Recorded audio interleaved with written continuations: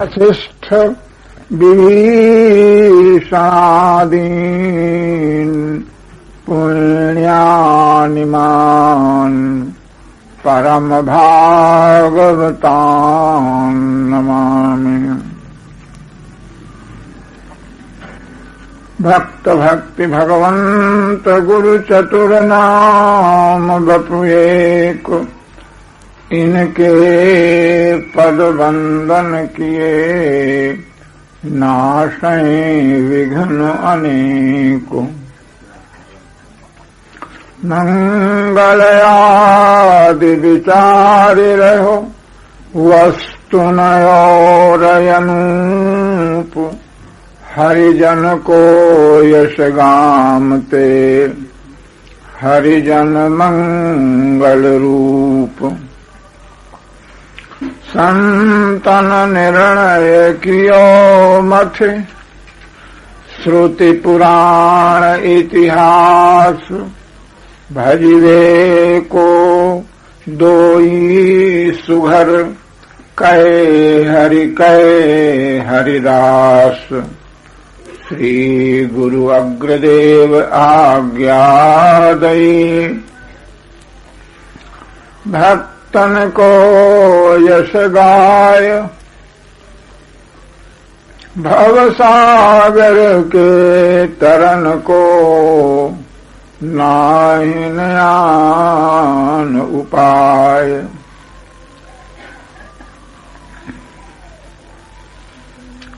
श्री वृंदावन बिहारी लाल की जय।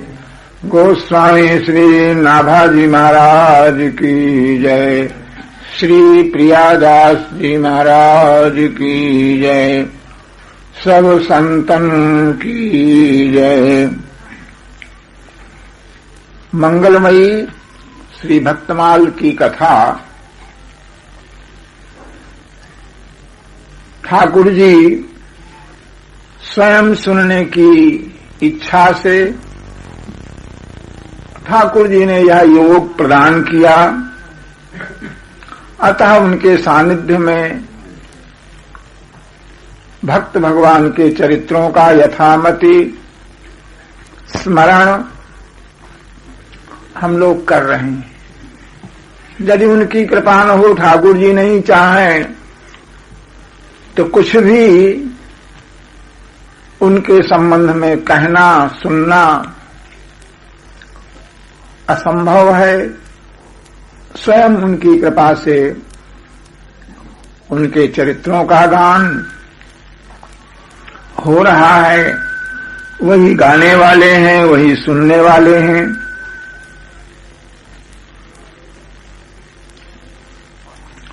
पूर्वान्ह में हम लोगों ने भक्त चरित्रों का श्रवण किया। एक से बढ़कर एक भक्त का चरित्र, अंतर्निष्ठ राजा का चरित्र सुना, जिसके श्रवण से सर्वत्र भक्ति व्याप्त है, जिनमें बाह्य चिन्ह नहीं है, उनमें भी भगवान की भक्ति संभव है। इस तरह का भाव उदय होता है। उसके बाद एक गुरुनिष्ठ भक्त का चरित्र क्रम में श्री नाभा जी ने वर्णन किया है, किंतु किसी दिन गुरु शब्द की व्याख्या के प्रसंग में वह चरित्र कहा जा चुका है। उसका तात्पर्य यह है कि गुरु गदित वचन, गुरुदेव भगवान के द्वारा गदित माने उपदिष्ट, जो उपदेश दिया गया उस बात को शिष्य ने दृढ़ता से धारण किया, उसमें विश्वास किया। अगर विश्वास न हो गुरु वाक्यों में तो सफलता नहीं संभव है। सफलता की कुंजी यही है कि गुरु वाक्यों में दृढ़ विश्वास हो। गुरुदेव भगवान संत महात्माओं में उसी तरह प्रेम करते थे जैसा कि करना चाहिए, लेकिन शिष्य अपने गुरु में विशेष प्रेम करके आगंतुक संतों में सामान्य प्रेम करके उनकी सेवा करता था। रामत को जाते समय कहा कि लौट करके आओगे तो एक बात बतावेंगे। शिष्य लौट करके आया, तब तक यहाँ गुरुदेव भगवान ने शरीर त्याग की लीला दिखाई। शिष्य की प्रार्थना पर शिष्य को विश्वास यह हुआ कि गुरु महाराज झूठ नहीं बोल सकते। अगर हमको उन्होंने एक बात उपदेश देने को कहा है तो जब तक उपदेश न दें तब तक भगवान के धाम को नहीं जा सकते। इस बात पर विश्वास करके उनके शरीर को स्मशान से वापस ला करके विनती किया। गुरुदेव भगवान प्रकट होकर के उन्होंने उपदेश दिया। सबको वह उपदेश मिला और उपदेश यही था कि भक्त भक्ति भगवंत गुरु चतुर नाम बपु एक। गुरुदेव भगवान में संतों में श्री हरिराम व्यास संत सबय गुरुदेव हैं, व्यास हैं यह प्रतीति। हरिराम जी व्यास वह अपने इष्ट जुगुल किशोर को तो इष्ट मानते थे। जुगुल किशोर भगवान हमारे इष्ट हैं, लेकिन इष्ट के इष्ट जो भक्तजन उन भक्तों को अति इष्ट मानते थे। एक घड़ी जुगुल किशोर की सेवा में चूक जाएं, भोग लगाने जा रहे हैं, ठाकुर जी के मंदिर में थाल जा रहा है और किसी भक्त ने आकर कहा कि हमें तो बड़ी भूख लगी है, तो फिर भगवान के सामने थाल न ले जा करके और भक्त के सामने रख दिया। भगवान का भोग तो बाद में लग जाएगा, फिर लग जाएगा, फिर बन जाएगा। इस तरह से उनको भगवान के भक्त जो है वह अति इष्ट थे।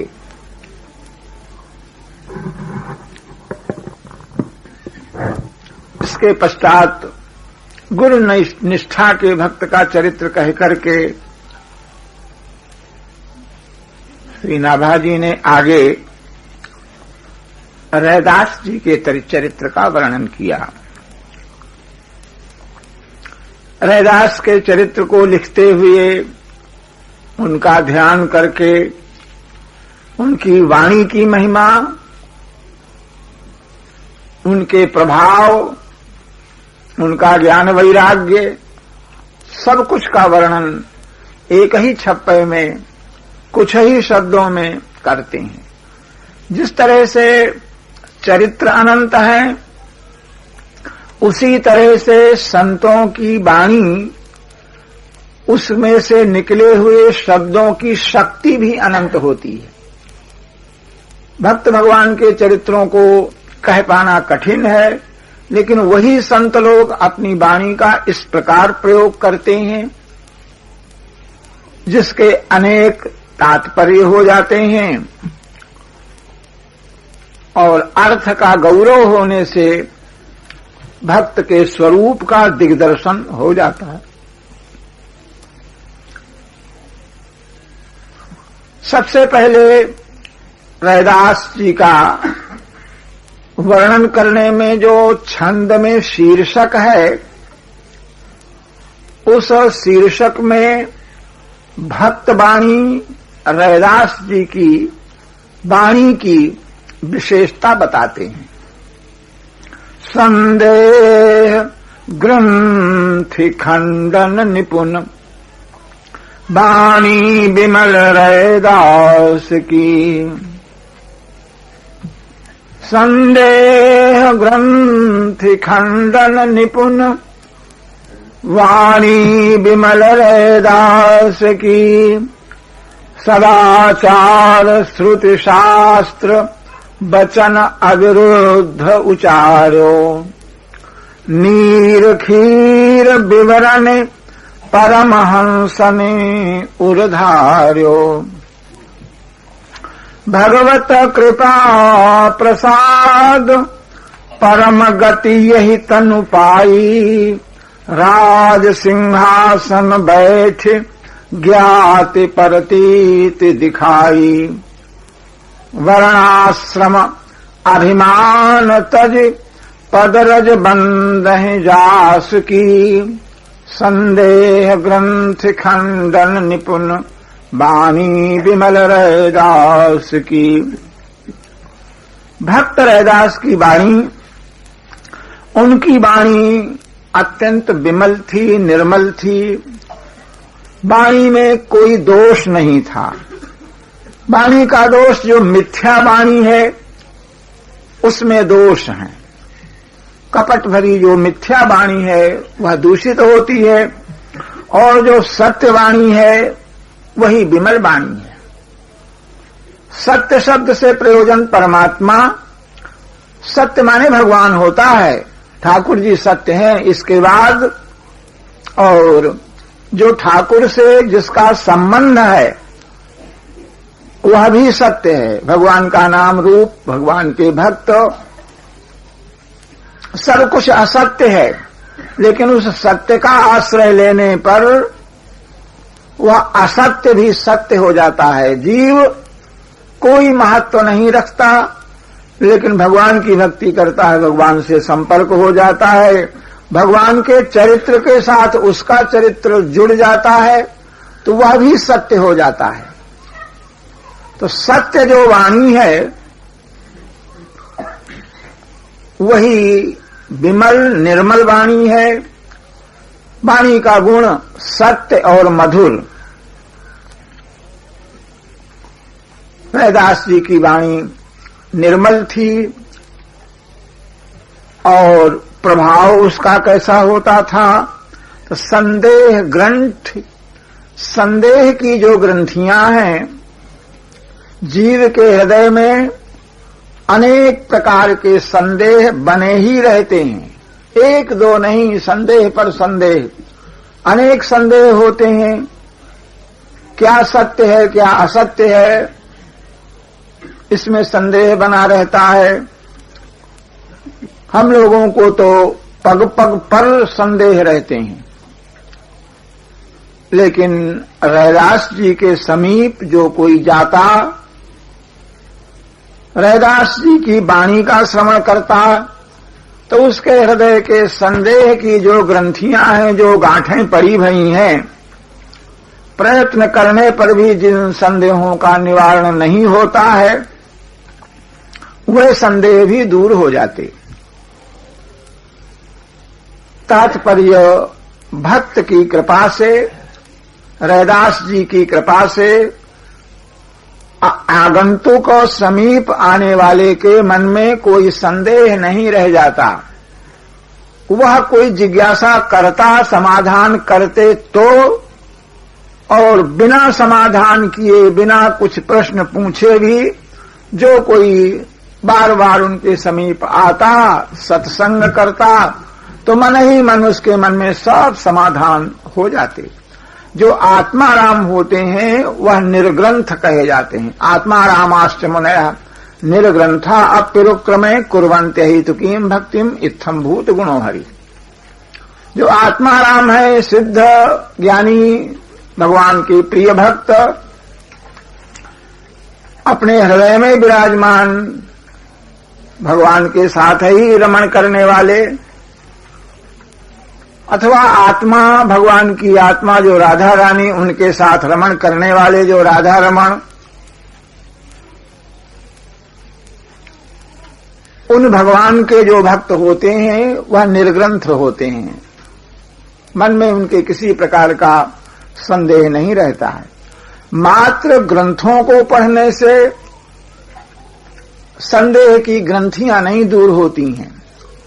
वाणी में कोई तर्क वितर्क करे तो शास्त्र का जिसको ज्ञान है, पढ़ा लिखा आदमी अपनी शास्त्र विद्या से समाधान कर देगा, लेकिन वह समाधान अनुभव में उतर करके पहुंच जाए, अनुभव में समाधान हो जाए, इसमें कठिनाई होती है। अपने अनुभव में समाधान आ जाए, हृदय में समाधान हो जाए, यह भक्त भगवान की कृपा से संभव होता है। रैदास जी की वाणी संदेह की ग्रंथियों को छेदने में, दूर करने में समर्थ थी। शरीर है, शरीर के भीतर जीवात्मा है, तो हम अज्ञानी लोग अपने इस शरीर को ही सर्वस्व मानते हैं। शरीर के भीतर जो तत्व है उसका हम अनुभव नहीं कर पाते। शरीर के भीतर जीवात्मा है, जीवात्मा में अंतर्यामी परमात्मा है, उसको न देख करके, उसका अनुभव न करके शरीर को ही सर्वस्व मान लेते हैं और शरीर को आत्मा से संबद्ध करते हैं। लेकिन ज्ञानी लोग जो होते हैं वे तत्व का जिनको ज्ञान होता है तो वह शरीर से जीवात्मा भिन्न है, ऐसा उनको अनुभव हो जाता है। संसार सत्य है कि मिथ्या है, एक बड़ा भारी संदेह लोगों के मन में बना रहता है और वह वाचिक समाधान हो जाता है। वाणी के द्वारा कहने सुनने में, प्रवचन करने में समाधान हो सकता है, लेकिन उस समाधान के अनुरूप हमारा व्यवहार बन जाए, इसमें कठिनाई है।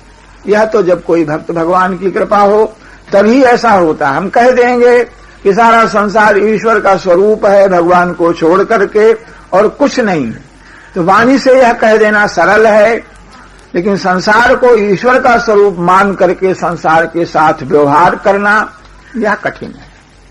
यह तो भक्तों की कृपा से, भगवान की कृपा से होता है। रैदास जी इस प्रकार के जो संदेह, उन संदेहों को दूर कर देते थे।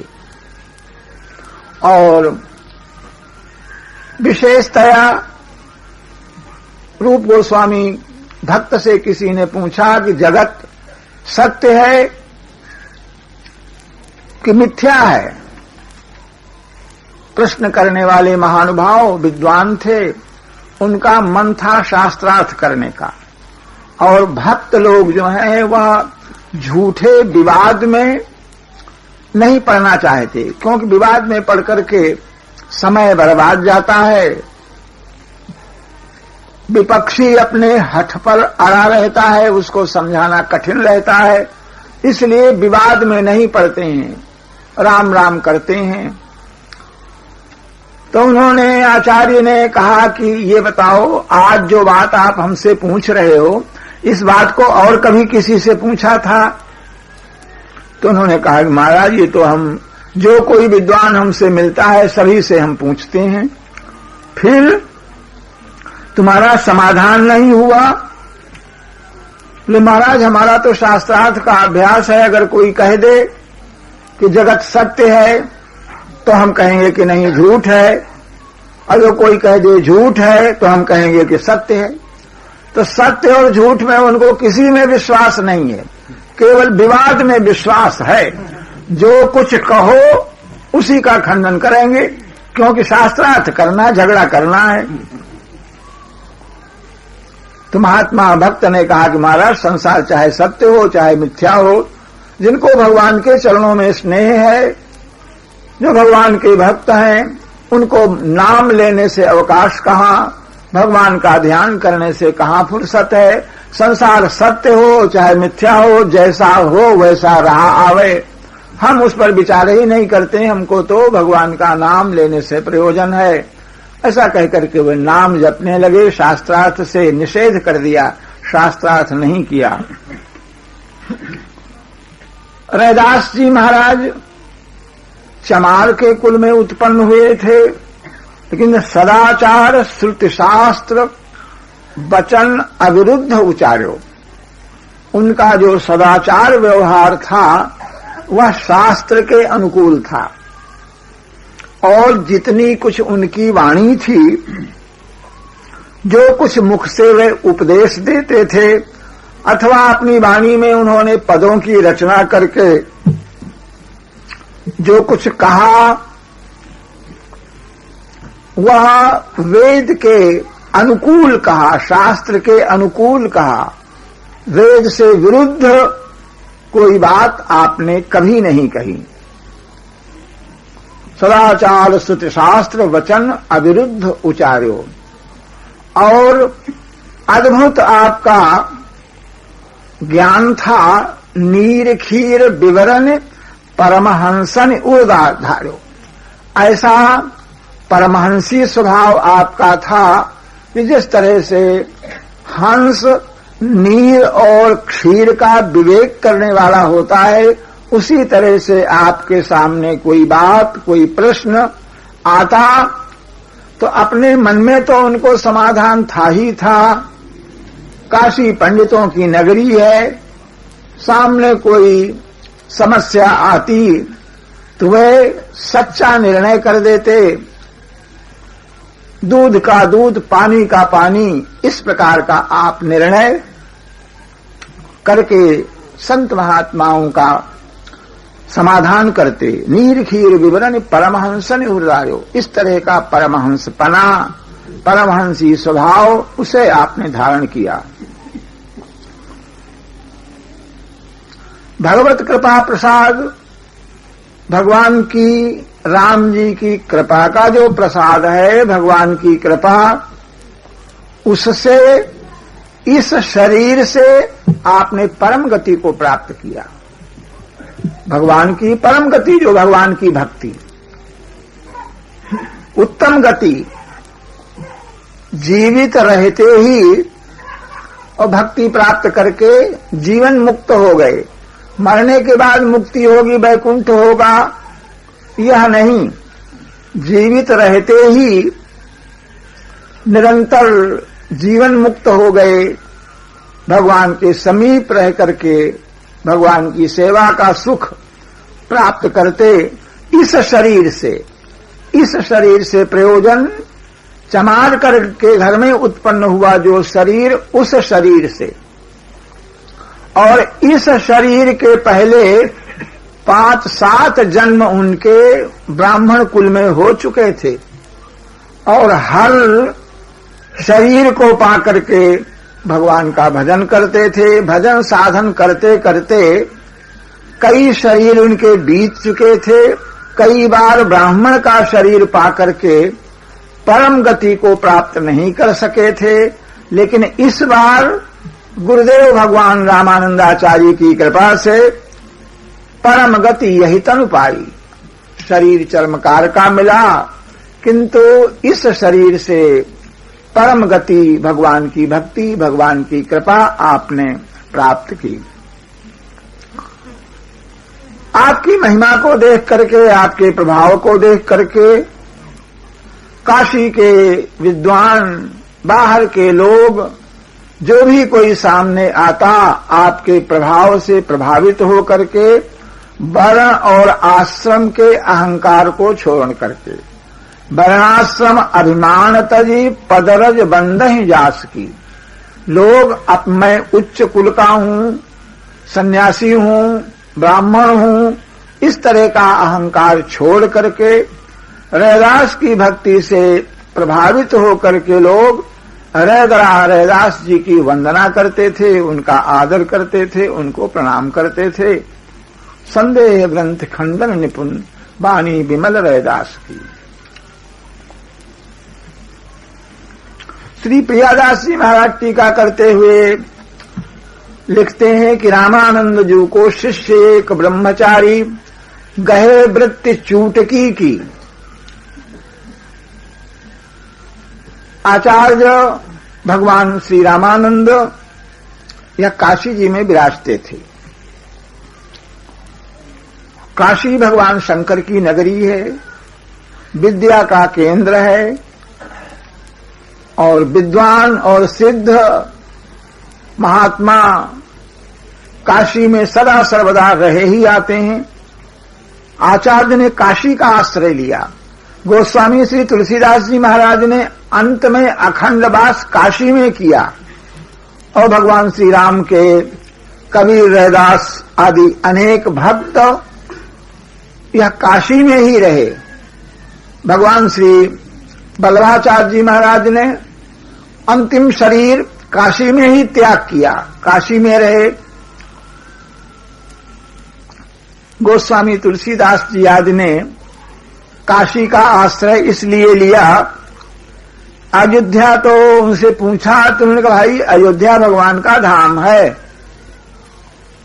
और हम लोगों के विचारों में भगवान की अपेक्षा भगवान के भक्त की महिमा ज्यादा है, तो अयोध्या की भगवान राम जी का धाम है और काशी विश्वनाथ का धाम है, विश्वनाथ शंकर भगवान राम जी के भक्त हैं, तो भगवान की अपेक्षा हम भक्त के धाम का आश्रय लेते हैं, भक्त का दास्य स्वीकार करते हैं। भगवान जो कोई भक्त का दास्य करता है उस पर भगवान ज्यादा प्रसन्न होते हैं। पुनः इन विद्वानों का अभीष्ट था भक्ति का प्रचार करना। ये आचार्य लोग अगर अयोध्या में रहते तो अयोध्या में कोई विरोधी नहीं था इनके वैष्णव धर्म का, इसलिए प्रचार कार्य उतना सुगम नहीं होता। और काशी में वैष्णवों के सिद्धांत से विरुद्ध अनेक मतांतर के मानने वाले लोग, उन्होंने जैसे जैसे विरोध किया वैसे वैसे भागवत धर्म का, वैष्णव धर्म का विशेष प्रचार हुआ। और विद्वानों के बीच में रह करके भक्ति की स्थापना, अपने संप्रदाय के सिद्धांत की स्थापना विद्वानों के बीच में होने पर सर्वत्र प्रचार अधिक संभव हुआ।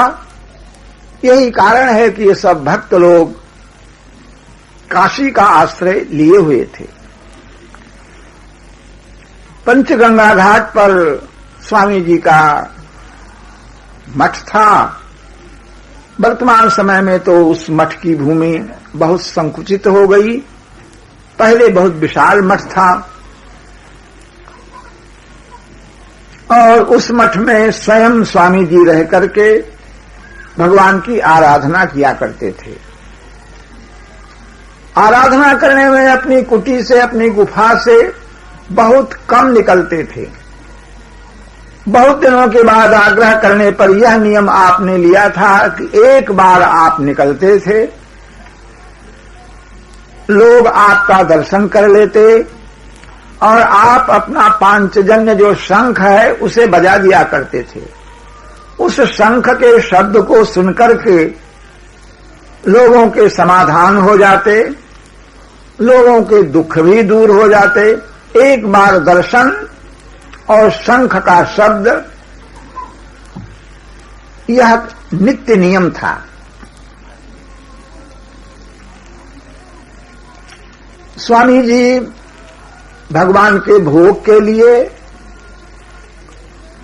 स्वयं तो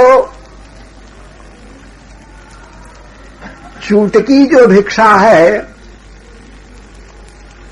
भगवान को भोग लगाने के लिए मधुकरी भिक्षा का ही आश्रय लेते थे।